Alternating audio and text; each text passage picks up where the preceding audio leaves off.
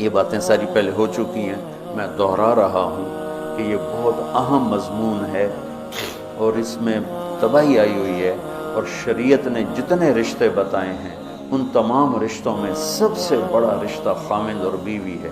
والدین کا بھی اتنا اہمیت قرآن نے نہیں بیان کی، بہن بھائیوں کی اتنی اہمیت بیان نہیں کی کہ والدین کے لیے چند آیات، بہن بھائیوں کے لیے چند آیات، باقی رشتوں کے لیے چند آیات، اور خامند بیوی کے لیے سینکڑوں آیات ہیں، سینکڑوں۔ قرآن بھرا پڑا ہے کہ یہ رشتہ بچ جائے، چونکہ باقی رشتے ٹوٹتے نہیں، یہ ٹوٹ جاتا ہے۔ میرا باپ سے رشتہ، میری اطاعت اور فرمان برداری ہو یا نافرمانی ہو، میں اپنے باپ کا بیٹا ہوں۔ میں اپنی ماں کو تنگ کرتا ہوں یا خوش رکھتا ہوں، میں اپنی ماں کا بیٹا ہوں، یہ رشتہ نہیں ٹوٹتا۔ میری بھائی سے لڑائی ہے یا صلح ہے، یہ رشتہ نہیں ٹوٹتا، لیکن خامند بیوی کا رشتہ ٹوٹ جاتا ہے، ایک بول پہ ٹوٹ جاتا ہے۔ تو ایک بات رہ گئی تھی کہ لباس آدمی اپنی پسند کا خریدتا ہے۔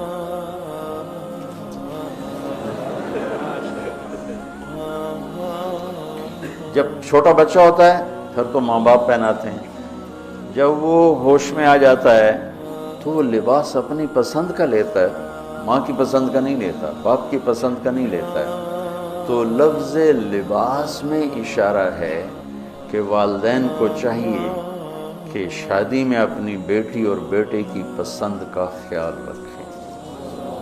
یہ لفظ لباس بتا رہا ہے کہ جب ہم چھوٹے تھے ہمیں ماں باپ جو پہناتے تھے ہم پہن لیتے تھے، جب سے ہم نے شعور میں قدم رکھا ہے تو اب ہم اپنا لباس خود ہی خریدتے ہیں، چاہے وہ نیلا ہو، پیلا ہو، کالا ہو، سفید ہو۔ مجھے سفید پسند ہے، زندگی گزر گئی سفید کرتے شلوار میں۔ تو لباس میں اس بات کی طرف اشارہ ہے کہ لڑکے لڑکی کی پسند اور ناپسند کو دیکھا جائے۔ ہمارے معاشرے میں بیٹیوں سے تو پوچھتا ہی کوئی نہیں، اور بیٹوں پر بھی مسلط کرتے ہیں، ایتھے ہی کرنی ہے، بس ہمارا فیصلہ ہے۔ والدین سے کہتا ہوں اللہ کے واسطے، یہ اللہ نے شریعت نے حق رکھا ہے بچے بچی کو، میں نے قبول کیا، لڑکا کہتا ہے، باپ تو نہیں کہتا ہے۔ جس نے کہنا ہے میں نے قبول کیا تو وہ قبول تو کرے۔ ایک صحابی نے آ کے عرض کی، یا رسول اللہ میں نے وہ نکاح کا پیغام دیا ہے، تو آپ نے فرمایا تو نے وہ لڑکی کو دیکھا ہے؟ کہا جی نہیں۔ آپ نے کہا دیکھ لو، کہ تم نے زندگی گزارنی ہے، دیکھ لو۔ اتنی گنجائش رکھیے کہ لڑکا لڑکی بیٹھیں، آپس میں بیٹھیں، ایک دوسرے کو دیکھ لیں، بات چیت کر لیں، کہ انہوں نے زندگی گزارنی ہے۔ تو ہمارا ماحول ہے کہ یہ بھی ہندو سے آیا ہوا معاشرہ ہے کہ وہ ذات پات میں پھنسے ہوئے تھے، بس ہم نے راجپوتوں میں کرنا اور کہیں نہیں کرنا، ہم نے جاٹوں میں کرنا اور کہیں نہیں کرنا، ہم نے ارائیوں میں کرنا اور کہیں نہیں کرنا، ہم یہ ہیں، ہم اس کے علاوہ اور کہیں نہیں کرتے۔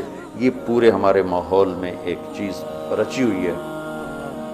کتنے بچے میرے پاس آتے ہیں، بچیوں کے فون آتے ہیں، ماں باپ زبردستی شادی کر رہے ہیں، میرا دل نہیں کر رہا لیکن وہ زبردستی کر رہے ہیں۔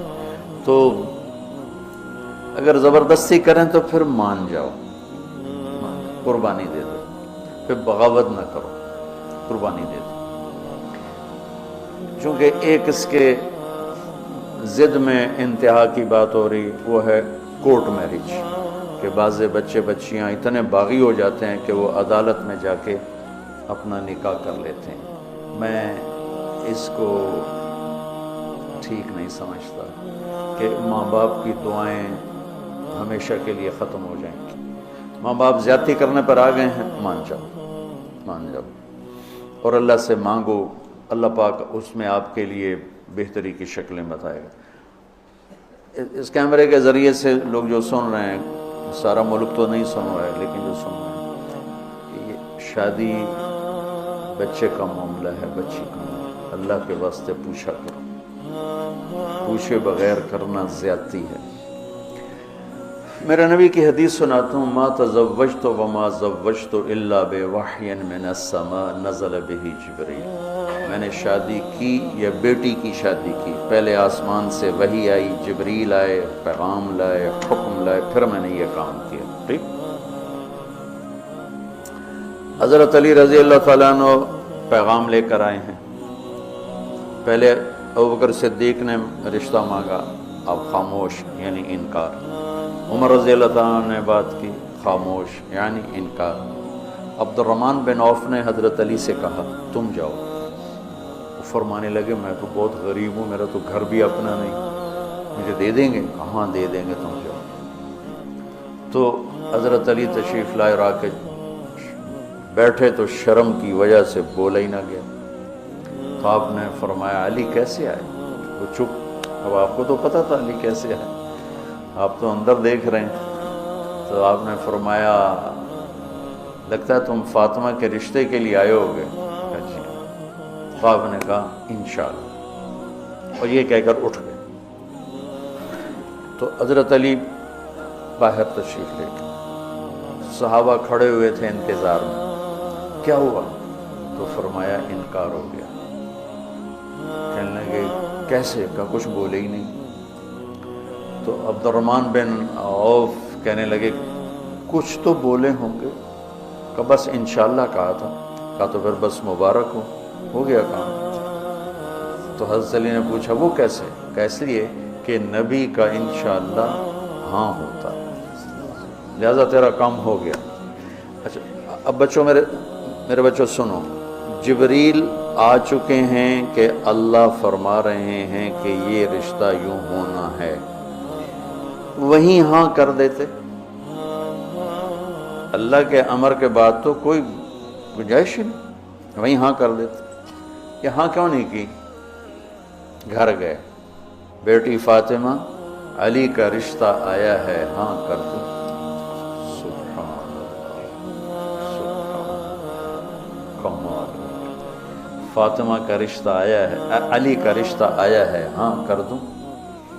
آپ کا کیا خیال ہے حضرت فاطمہ نے انکار کرنا تھا؟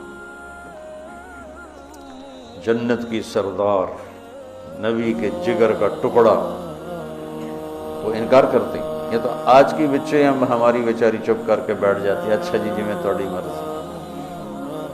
اور وہاں ہمیں تو پتہ نہیں کہ وہی کیا ہے، یہاں تو وہی آ چکی ہے کہ علی اور فاطمہ کی جوڑی آسمان پہ طے ہو چکی ہے۔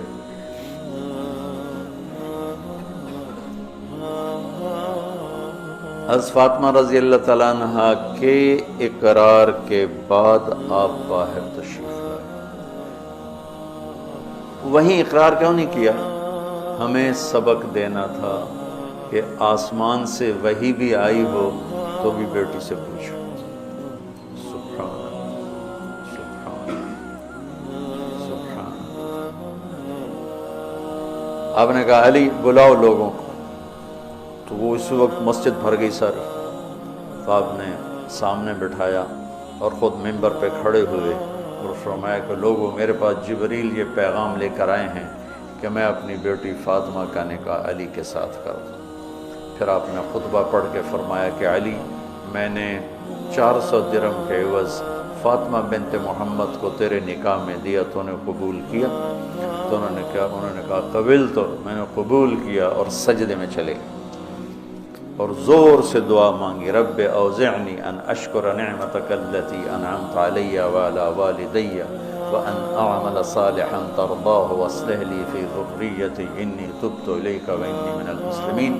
یہ دعا مانگی اور اللہ کے نبی نے کہا آمین۔ آپ نے زور سے اوپر سے کہا آمین۔ پھر آپ نے سارے شرکائے نکاح کو شہد کا شربت پلایا اور کھجور کھلائی، شہد کا شربت اور کھجور کھلائی۔ تو آسمانی وحی کے بعد بھی باپ پوچھ رہے ہیں کہاں کر دوں؟ تو ہمارے پاس تو وحی نہیں ہے، اور ایک بچی نے زندگی گزارنی، ایک بچے نے زندگی گزارنی، اور ماں باپ ان کی وہ رائے کے خلاف اولاد بولے تو وہ کہتے ہیں یہ گستاخ ہو گئے ہیں، یہ نافرمان ہو گئے ہیں۔ وہ پھر وہ ان کو وہ جذباتی طور پر ان پر پریشر ڈالتے ہیں، ہم نے تمہیں بچپن میں پالا، ہم نے، ماں کہتی میں تینوں دودھ پیوایا، میں تیرے پوتڑے دھوتے، آج تو میرے ابو بلینا ہے۔ اوے اماں جی میں زندگی گزارنی ہے، تسی گزار بیٹھے ہو، میں گزارنی ہے۔ ہمارے دینی حلقے ہوں یا دنیاوی حلقے ہوں، نہ کوئی بچے سے پوچھتا ہے کہ بیٹا یہاں آپ کا کر دیں، آپ کا کیا رائے ہے، نہ کوئی بچی سے پوچھتا ہے کہ بیٹی یہ رشتہ آیا ہم ہاں کر دیں، بلکہ بچیوں سے چھپا کے رشتے کیے جاتے ہیں کہ وہ بچی کو پتہ ہی نہیں ہوتا۔ ہمارے پرانے تعلق والے ذمہ دار گھرانے کی بچی، کہا جی مولانا صاحب چلو ماں باپ جہاں کر دیں ٹھیک ہے، ہمارا سر جھکا ہوا ہے، اتنا تو دیکھ لیتے انسان کا بچہ ہوتا ہے۔ ایک شرابی کے ساتھ میری شادی کر دی، عمر گزر گئی میری روتے روتے، فیملی میں ہی کرنا تھا تو کوئی اور شریف بچہ دیکھ لیتے۔ مجھے صرف فون پہ کہا گیا کہ باسی تیری منگنی کر دیتی ہے تو فلانی تاریخ نو تیری شادی، اور وہ شرابی تھا میرا، آج تک وہ شراب پیتا۔ یہ وہ دکھتے ہوئے مسائل ہیں جن کو ہم دین کی روشنی میں دیکھتے ہی نہیں ہیں، اپنے رواج کی روشنی میں دیکھتے ہیں۔ ہمارا رواج کیا ہے، ہمارا دستور کیا ہے، اس پر ہم چلتے ہیں۔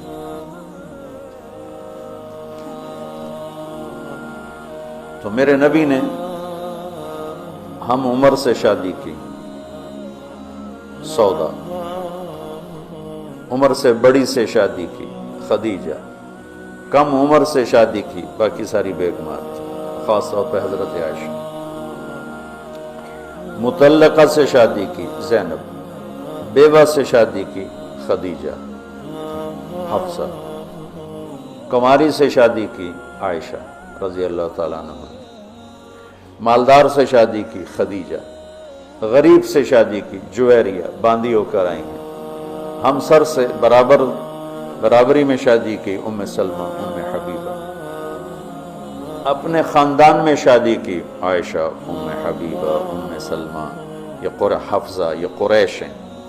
خاندان سے باہر قوم میں شادی کی، جویریہ، میمونہ، قوم سے بھی باہر یہود میں شادی کی، صفیہ رضی اللہ تعالیٰ عنہ۔ یہ کتنی نسبتیں ایک عورت کی بن سکتی ہیں، ان سب میں میرے نبی نے شادی کی۔ اور آپ حیران ہوں گے، اپنی 3 بیٹیاں بنو امیہ کو دیں جن کے ساتھ جانی دشمنی، ابو العاص کو حضرت زینب، ابو العاص بن ربیع بن امیہ بن حرب، اور عثمان بن عفان بنو امیہ۔ تو پہلے حضرت رقیہ کا کیا، پھر ام کلثوم کا کیا، اور علی اپنے گھر کے تھے، خاندان کے تھے، تو ایک فاطمہ کا رشتہ ان کے ساتھ کیا۔ اور حضرت عثمان کے نکاح میں جب حضرت ام کلثوم کا بھی انتقال ہوا تو آپ نے فرمایا میری 100 بیٹیاں ہوتی اور اس طرح مرتی، 100 کی 100 عثمان کے نکاح میں دیتی۔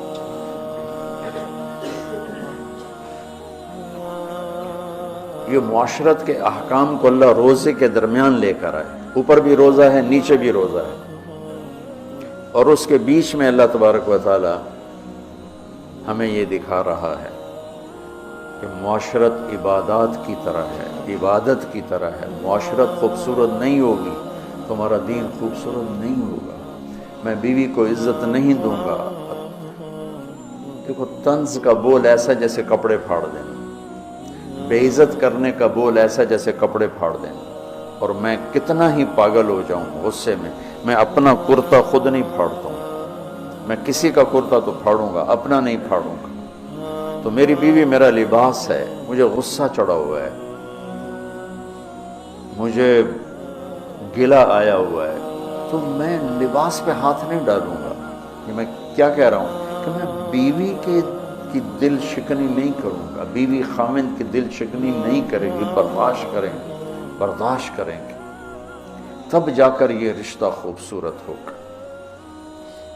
دنیا میں کسی بھی رشتے کو باقی رکھنے کے لیے برداشت کے سوا کوئی قانون نہیں، اور اس رشتے کے لیے برداشت سب سے زیادہ ہے کہ برابری کا رشتہ ہے، کبھی خامند گرم کبھی بیوی گرم، تو دونوں ہی گرم تو پھر آگ بھڑکے گی اور بڑھتی چلی جائے گی۔ ایک بچہ مجھے آ کے ملا ملتان سے، ٹاپ کیا اس نے پورے پنجاب میں ایف ایس سی میں، تو کہا جی میں 2 دفعہ خودکشی کی کوشش کر چکا ہوں۔ میں نے کہا تم اتنے پڑھنے لکھنے والے بچے تم کیوں خودکشی؟ کہا جی میرے ماں باپ دونوں آپس میں اتنا لڑتے ہیں کہ ان کی لڑائی سے بددل ہو کر میں نے 2 دفعہ خودکشی کی کوشش کی۔ تو میرے نبی نے 11 گھر آباد کر کے ہمیں زندگی سکھائی ہے کہ اس خوبصورت رشتے کو کیسے نبھانا ہے۔